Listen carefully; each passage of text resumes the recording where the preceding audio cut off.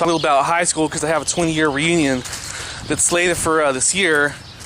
And I'll probably put a link. I can't remember. I guess the link's that way, right? Can't remember the name of the link exactly. It's in my classmates. If you find Eddie Crone at Fontana High School, it's somewhere in my classmates fucking thing where you scroll down for the bulletins or whatever. Have a few different websites there. But we're gonna go Stalkin Fat Kid today. And sometimes we talked about circumstantial things and geographic friends versus cyber friends, where you meet people in England, Bulgaria, France, Canada, Australia, etc. And then sometimes you have people that you're, especially the older guys, you're relegated to feel obliged to talk to them because of geography or whatever, which kind of sucks. But I got stalked. I literally got stalked at my best friend, the JEO from down the street. We played on the Sequoia Braves in Fontana. It's backup wideouts. We were the Termites with a few other guys, reserve wide receiver, defensive backs. We worked together at the California State Fair in Sacramento. I got him a job at Mac Street Pizza here in Fontana. Tried to get him a job at a warehouse in Ontario where I worked, except that he had fallen from a billboard sign and compressed 3 vertebrae, and he couldn't work there because they said his back was messed up. But we have this other guy that's geographically, somewhat close over here as far as where he grew up. And on the link that I'll put in, I had one of my buddies. We had the same girlfriend. Her name's Cindy. We had the same girlfriend for a while, and she actually dated a few of us. But it was real funny because I met him because of this Stalkin Fat Kid, ironically. Me and this JEO guy, we were always competitive. And you can go to tinyurl.com /FOHI-2009. And that's the Facebook site where we're planning for the reunion. I mentioned it in another piece. And me and the JEO, we used to pick up this little Asian kid on the way to school every morning in our senior year in his little Ford Fiesta. And it's because this fat stalking guy, dude, his dad owns a air conditioning company that eventually went bankrupt. And they went bankrupt like twice. And he got a car before a few of us, and he thought it was all cool, but he's real hideous guy. And so anyway, for about a month, maybe a month and a half during high school, in my junior year, the guy lived somewhere out here in that direction, about a mile and a half away, and I was getting rides from him. But I couldn't stand the fucker. Right?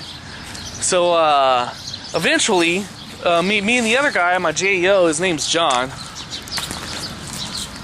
Call him Johnny F if you want for now. He lives down the street that way. Same street on Old Leander here where we had a lot of parties. Eventually, I'm like, you know what, John? Fucking, we were competitive during junior high and all. But, hey, can you give me a ride to school? Because this guy's a dick. This guy's a fucking dick, and he's I can't stand him. I fucking can't stand the fucker, And years later, the Asian guy couldn't stand him, but for some reason, they chummed or whatever. The guy's, man,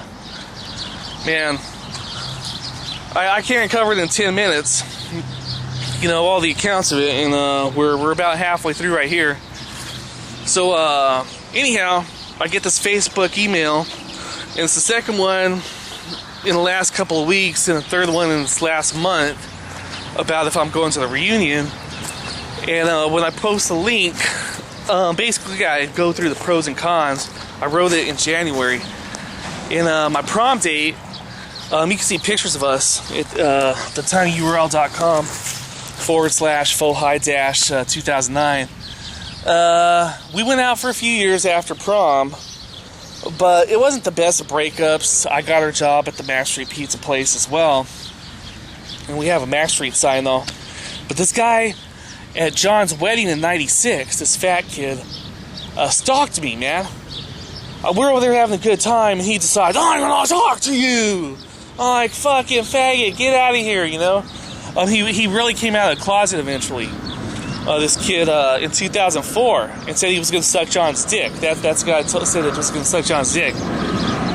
But somehow or another, he tries it. Anyway, the circumstance is a little strange, but it's one of those situations where you get premonitions, and I've had a couple of these before, and I'm not talking about Dionne Warwick psychic kind of premonitions. You know, we're talking about, you know what, guy? I don't think he's over it. Whatever the fuck it is, I don't think he's over it. And this is the disparity. You know, if you look at the piece called Disparity that's on this Homer Cocktail 076 site, where this guy thinks he matters to me, and he doesn't mean shit to me. And when I started adding Facebook friends about a year ago, a little less than a year ago, there was a high propensity. I don't know if we've done propensity yet. There's a high propensity, a statistical abnormality about this guy asking for friendships for people that I was friends with a lot more than him. You know, this is where we get geography. Grew up in the same town. And it's real odd shit. The Asian kid, for example, that was mine and John's friend in high school. Then over the course of the years, this guy butters up to people that me and John are friends to. And then demonizes us because we're active, going to college. He wasn't going to college. He tried college for like less than a fucking quarter, and me and my girlfriend had to fucking go to school and drop his ass so he didn't have an F on his transcript. And eventually we said the guy's not fucking worth it. But so my buddy emails me this past week asking if I'm going to the reunion, which it's not completely up or down on it, but I'm inclined, not because of Stalkin Fat Kid, but because of a couple of other people. My prom date, for example, I don't have anything against her as a person. Hey, why don't you go to this reunion? I went to the 10-year reunion. Maybe I'll go to the 30-year reunion. And there's a couple of other people. The drummer from that band, I guess he's friends with the Asian kid now.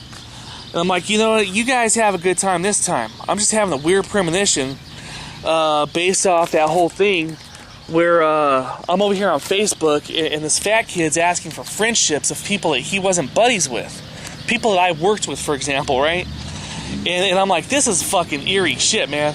So on April Fool's Day, almost as a joke, I fucking just dumped everyone to do a buffer. I don't know if we covered buffer at some point. I think we did. And that way, hey man, fucking wall yourself off from these eerie fucking people, right? And I don't know what it is that leads people to believe, oh, I'm gonna be around you and fucking I'm gonna stalk your shit at fucking parties and festivals and shit, dude. But he stalked me at John's wedding, my buddy John's wedding. And it was real freaky. And I'm like, you know, the guy wasn't making any sense, and everyone's been drinking. And let's see what we got here. We got less than a minute. So I get up to go back to the party and all, and the guy's still yelling. I'm like, man, just someone tell that kid to shut up. But for all the kids in Fontana, there's a Stalkin Fat Kid. It's not Mike Sassoni. I hate to use Mike's name. There's a Stalkin Fat Kid. I'm inclined not to go because I could just feel on my bones that he's going to be trying to stalk me like he did at John's wedding. And for the people that are like, hey man, what, you know, how come you're not on Facebook anymore? Well, you know, for a lot of you guys, I still am actually. I didn't dump my whole Facebook, but I don't like paying attention to that too much anyway because it's too addictive sometimes. But yeah, now we got the Stalkin Fat Kid. And we'll talk about that during the course of the months. But I'm going to respond to the email probably today, tomorrow. I'm not really sure about that guy that, you know, we had the same girlfriend for a little while. But party on. Talk to you later. Yeah.